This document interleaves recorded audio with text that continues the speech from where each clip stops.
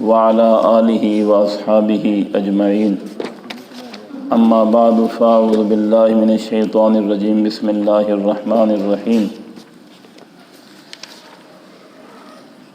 آج کی حدیث شریف کا عنوان ہے، بڑا غور طلب عنوان ہے کہ بلا ضرورت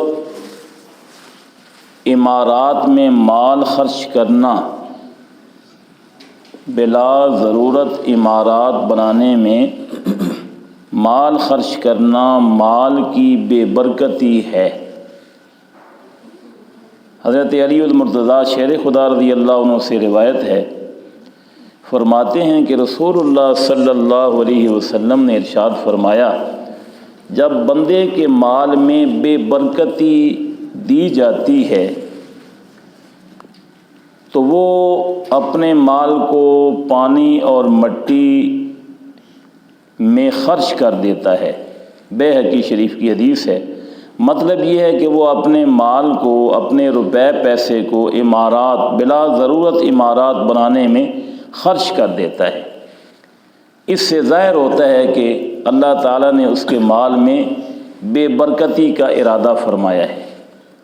تشریح حدیث شریف کی یہ ہے کہ بلا ضرورت عمارات بنانا، ان کے گارے چونے میں مال خرچ کرنا مال کی بے برکتی ہے۔ ہاں، اگر کسی مکان کی، دکان کی ضرورت ہے، کسی عمارت کی ضرورت ہے، وہ اس سے خارج ہے، اس کی ممانعت نہیں ہے۔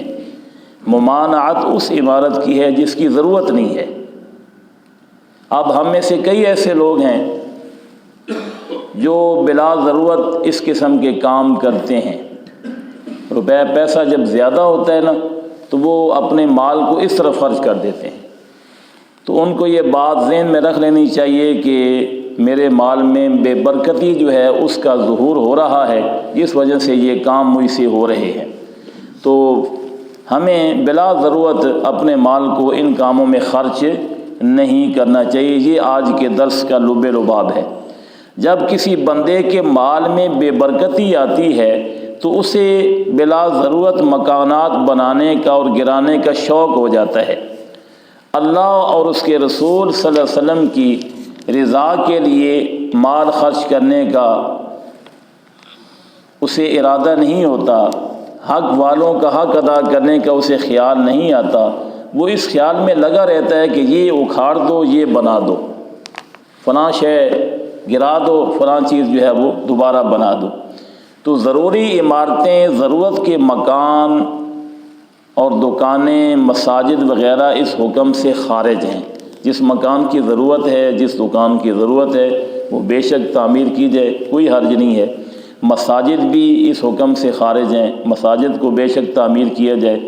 حضرت سلیمان علیہ السلام نے مسجد اقصیٰ کو لاکھوں روپے خرچ کر کے تعمیر کرایا، جنوں کو کام پر لگایا، کافی روپیہ خرچ کیا۔ لہذا مساجد کا بھی تعمیر کرنا اس حدیث کے حکم سے خارج ہے۔ اسی طرح حضرت عثمان ذو النورین رضی اللہ تعالیٰ عنہ نے مسجد نبوی شریف پر کثیر رقم خرچ کی، تو یہ خرچ کرنا بھی اس حدیث کے حکم سے خارج ہے۔ یعنی حدیث کا جو لب لباب ہے وہ بہت آسان ہے اور مختصر ہے کہ ہمیں بلا ضرورت اگر مال ہمارے پاس جمع ہے تو اس کو ہم اللہ تعالیٰ کی راہ میں خرچ کریں، حق والوں کے حقوق ادا کرنے میں خرچ کریں اور نیک کاموں میں خرچ کریں۔ بلا ضرورت ایک مکان بنا ہوا ہے، ایک چیز بنی ہوئی ہے، اس کو گرا کے اس کی جگہ پہ دوسری چیز بنانا، تو یہ مال کی بے برکتی کا اشارہ ہوتا ہے۔ اللہ تعالیٰ ہمیں ایسی بے برکتی سے بچائے اور ہمارے مال کے اندر اللہ کریم برکت عطا فرمائے اور ہمیں اپنے مال کو اپنی راہ میں خرچ کرنے کی توفیق عطا فرمائے۔ وآخر دعوانا ان الحمد للہ رب العالمین۔